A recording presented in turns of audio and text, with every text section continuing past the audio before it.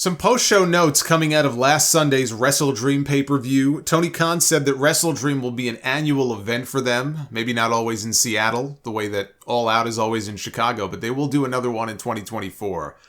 He was also asked about Jade Cargill leaving AEW. We just saw Jade last night at Fastlane. And he was asked about her, and he said that right up until the end of her contract, he really thought there was a good chance that she would stay with the company. And then at the end of their discussions, he offered her even more money than she had asked for just to try to keep her. He said, I made a very big offer, and I thought it was a very fair offer, and I think she was considering it, and then she asked for a bigger offer, and then I went up again. I kind of thought that was going to do it, and then it didn't, which I was surprised because, to be honest, I came up to a number that was higher than her original ask. I don't know what I would have had to do at that point. I was a little surprised. When we were down to the nitty-gritty and we were down to the final couple of weeks and we still hadn't agreed to something, then it was at that point where I said, if you aren't going to stay, I'm going to give you the best possible exit.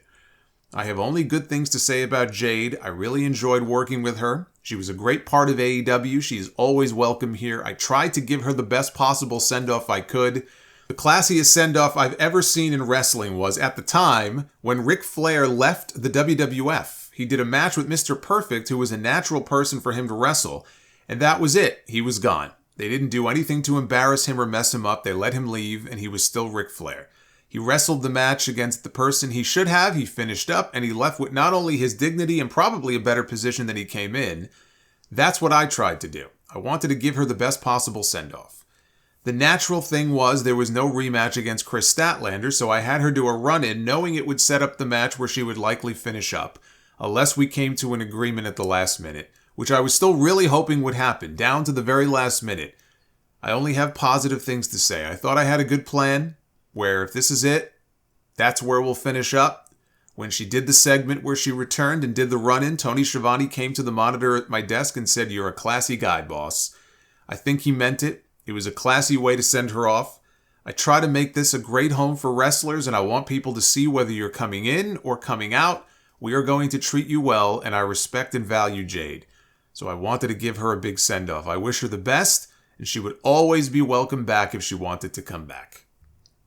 It was a classy way for her to go out. Statlander gave her the best match of her entire career.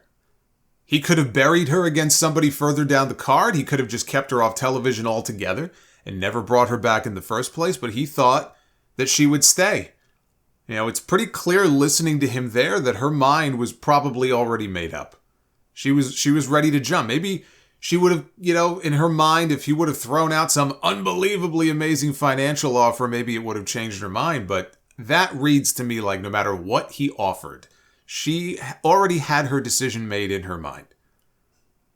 And she was ready to jump. Money was not the issue. If he was willing to go above her asking price, clearly money was not the issue. She saw WWE as a chance to really blow up her name. The fact is, in AEW, you can be a featured player and do really well. In WWE, if they put the machine behind you, and they are very clearly going to put the machine behind this woman, they can make you a household name. I mean, look at last week. Last week alone, she was all over ESPN and People Magazine.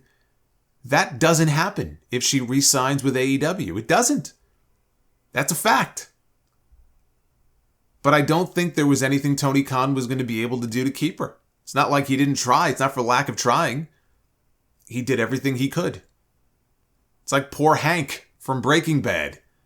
Tony Khan is the smartest man that she knows, and he's too stupid to realize that she made up her mind 10 minutes ago. Darby Allin may have been injured. Surprise. During his main event with Christian Cage last Sunday, I mean, no shit, if you saw it, the guy was suplexed twice onto the ring steps like an idiot. He's lucky he didn't break his arm. He may have broken his arm. Maybe he has a slight break. I don't know. He did show up on Collision last night with a makeshift brace on his arm, and they did an injury angle where Nick Wayne delivered a concerto to the bad arm. It looked like this was their way of writing him off the show. At the scrum last Sunday, Darby had his arm in a sling. He said, as soon as I'm done here, I'm going to the hospital. And this is a guy who is supposed to begin training this month, in these next few weeks, in Switzerland to climb Mount Everest. It's going to be hard to climb Mount Everest with a broken arm. Play stupid games, win stupid prizes. That's how it works. You know, MJF at the Scrum, he had some great commentary on how AEW offers different flavors of ice cream for everyone, different styles from different talents. But he also said to him, professional wrestling is the ability to make the crowd absolutely freak out when you do little to nothing. Not everybody has that gift, obviously, but when you reach that rarefied air, as MJF has, you can get the most out of the least without having to kill yourself. Unfortunately, with someone like Darby, and I like Darby, and I like watching him, in the ring, but with someone like Darby, he feels the need to do these things, and either nobody steps in and says, okay, you're not doing that, or they do, and he just goes out and does it anyway. But I really wish they would rein him in sometimes, because he's getting a reaction whether he takes that bump or not, and especially in his hometown. He was in the main event in Seattle against Christian Cage. He does not have to take that kind of stupid bump. So if everybody else wants to get fat off of this flavor of ice cream, then let him. Whatever flavor that is, I don't need to be eating it. I hate seeing stuff like that.